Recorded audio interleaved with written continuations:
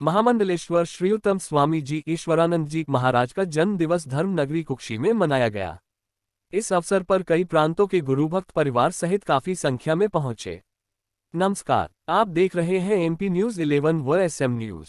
INDIA गठबंधन में DMK में तमिलनाडु के मंत्री उदयनिधि स्टालिन द्वारा सनातन धर्म को खत्म किए जाने वाले विवादित बयान को लेकर महामंडलेश्वर श्री 1008 उत्तम स्वामी जी ने कहा कि समाज में ऐसी छोटी मानसिकता वाले व विकृत मानसिकता वाले लोगों को बढ़ावा नहीं देना चाहिए। यह उन्होंने अपनी मानसिकता प्रमाणित कर दी है। ध्यान रखिए, यह उसी जयचंद की संतान है जो घर में रहकर भी तोड़ने की मानसिकता रखते हैं। सनातन धर्म एक शब्द नहीं, ये भारतवर्ष का सम्मान है जो कभी खत्म नहीं हो सकता। ध्यान रखें। इस खबर के प्रायोजक है पार्श्व इनसाइड ऑफ एडटेक, जहां युवाओं को कंप्यूटर डेटा साइंटिस्ट बनने का सुनहरा अवसर प्राप्त होता है। आने वाला समय आपका सुनहरा है। युवाओं को इस क्षेत्र में बड़ी बड़ी कंपनियों का ऑफर प्राप्त होता है और हमारा उद्देश्य है कि आज का युवा आत्मनिर्भर बने, साथ ही अपने व्यवसाय, ऑफिस या अन्य व्यापार के क्षेत्र में अपना स्वयं का सॉफ्टवेयर बनवाकर अपने व्यवसाय की ग्रोथ करे। एक बार हमारे ऑफिस आकर विजिट अवश्य करें। हमारा पता है जेके काटन के पास सिंघाना रोड कुक्षी। संपर्क करें नमन कोठारी 9644519681। धन्यवाद। महामंडलेश्वर श्री उत्तम स्वामी जी ईश्वरानंद जी महाराज जी नगर के एक निजी गार्डन में विराजमान थे। कल सुबह से भक्तों का तांता लगा हुआ था। गुरुदेव ने सभी को आशीर्वाद प्रदान किया। तारांकन तत्पश्चात महामंडलेश्वर श्री उत्तम स्वामी जी ईश्वरानंद जी महाराज जी व संत श्री रामदास जी त्यागी महाराज द्वारा मालवा, निमाड़ व अन्य प्रांतों से पधारे हुए संतों का निजी गार्डन में श्रीफल व शाल से सम्मान किया। संत श्री रामदास जी त्यागी महाराज व गुरु भक्त समिति द्वारा नगर की कृषि उपज मंडी में भजन गायिका गीता बेन रबाड़ी के स्वर में भव्य भजन संध्या के साथ हजारों कई संख्या में देवतुल्य धर्मप्रेमी जनता ने भगवान श्री कृष्ण जन्मोत्सव मनाया। उसमें प्रमुख रूप से गुरु भक्तों द्वारा 101 गुलाब के हार से स्वामी जी का स्वागत किया एवं आशीर्वाद प्राप्त किया। तारांकन कुक्षी की जनता की पसंद का भजन, जो राम को लाए हैं हम उनको लाएंगे, गायिका गीता बेन रबाड़ी ने गाया तो पूरा पंडाल उस भजन पर झूम उठा। जय जय श्री राम के जयकारों से पूरा पंडाल गूंजयमान हो गया। इस अवसर पर गुरुदेव के कई प्रांतों से गुरु भक्त, राजनीतिक दल के राजनेता, समाज सेवी व हजारों की संख्या में मातृशक्ति उपस्थित हुई। हमारे YouTube के MP11 न्यूज चैनल को सब्सक्राइब करना ना भूले व बेल आइकन अवश्य दबाएं। धन्यवाद। उत्तम स्वामी जी का प्रेम, वात्सल्य और उनका इस क्षेत्र से जुड़ाव एक अरसे से रहा है।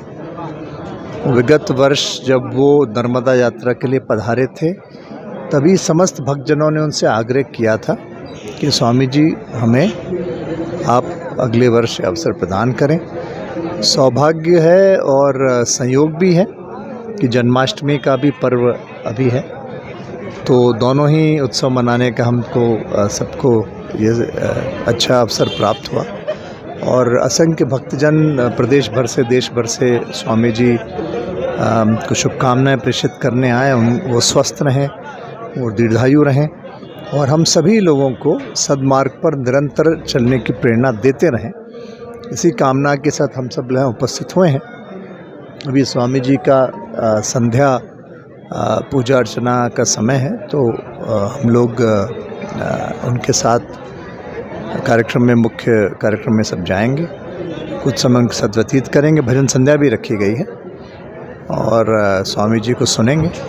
तो हम सब इसी कामना के साथ आए हैं कि स्वामी जी स्वस्थ रहें और स्वामी जी निरंतर हमें आशीर्वाद, मार्गदर्शन प्रदान करते रहें। बस धर्म सम्राट, धर्म की स्थापना करने वाले भगवान कृष्ण का जन्म महोत्सव का सौभाग्य कुक्षी नगर वासियों को प्राप्त हुआ है। निश्चित ही रूप से दिशा और दशा दोनों को देने वाले भगवान कृष्ण, सन्यासी को शस्त्रधारी बनाकर काम कराने वाले कृष्ण, वियुग परिवर्तन करने की क्षमता रखने वाले कृष्ण, ऐसे व्यक्ति के जीवन का जन्म महोत्सव मनाकर वो उसी तरह से काम है, चाहे गंदगी हो या बादल से निकला हुआ बूंद गंगा बनकर बहकर चलने का सौभाग्य, उस बूंद को प्राप्त करने के बाद हर एक व्यक्ति पवित्र मानता है। इसी तरह हम जैसे भी जीवात्मा कैसे भी हैं, अगर भगवान के चरणों में रहकर अगर कार्य करते हैं तो वही गंगा का एक बूंद बनने का सौभाग्य हमको प्राप्त होता है। हम उसी में ईश्वर का सानिध्य, आशीर्वाद और अपने जीवन की सत्यता का एहसास करने का काम भगवान कृष्ण ने किया है। इसलिए मैं सभी देशवासियों को भगवान कृष्ण के जन्म महोत्सव की बधाई देता हूँ और पूरे हमारे सनातन धर्म के ऊपर आशीर्वाद बना रहे, ये मैं ईश्वर के चरणों में प्रार्थना करता हूँ। स्वामी जी, सनातन धर्म की आपने बात की। इस वक्त सनातन धर्म को लेकर ही देश में ज़बरदस्त रूप से दो भागों में बटा हुआ है। एक तरफ सनातन धर्म को बचाने और हिंदू राष्ट्र को घोषित करने की बात बड़े बड़े कथावाचक कर रहे हैं, और दूसरी तरफ कुछ नेता हैं जो सनातन धर्म को गाली दे रहे हैं। इस पर आप क्या कहेंगे? अब जो सनातन धर्मों को गालियाँ बक रहे, उनसे थोड़ा पूछा जाए वो किस धर्मों को मानते हैं। जो बिका हुआ, लालचवश, भयवश, इस तरह के धर्मों को मानकर जिस देश में रहकर उसी देश को गाली बकना, उसी धर्म को गाली बकना, ये कहीं ना कहीं विकृत मानसिकता का प्रमाण दिखता है। और सनातन धर्म कभी समाप्त नहीं हो सकता है। ये अपनी राजनीतिक स्टंट, वो कहते हैं ना कि आकाश की तरफ मुंह करके थूकने से अपने ही मुंह पे थूक आती है। इसी तरह से ये इस तरह की छोटी मानसिकता वाले समाज में कई लोग, विकृत मानसिकता के लोग आते हैं। मुझे लगता है बहुत ज़्यादा ऐसे व्यक्ति को तवज्जो देकर बहुत बड़ा व्यक्ति बनाने की ज़रूरत नहीं है। ये जो है, ये उसका मानसिकता प्रमाणित कर दिया है। और ध्यान रखें, ये उसी जयचंदों की संतान है जो घर में रहकर, या विभीषण की संतान है, यहाँ ही रहकर यही इसी देश को तोड़ने का काम करते हैं। ऐसे इन लोगों के ऊपर बहस करना, बातें करना, मुझे नहीं लगता है बहुत ज़्यादा इसमें अपना समय बर्बाद है। जी।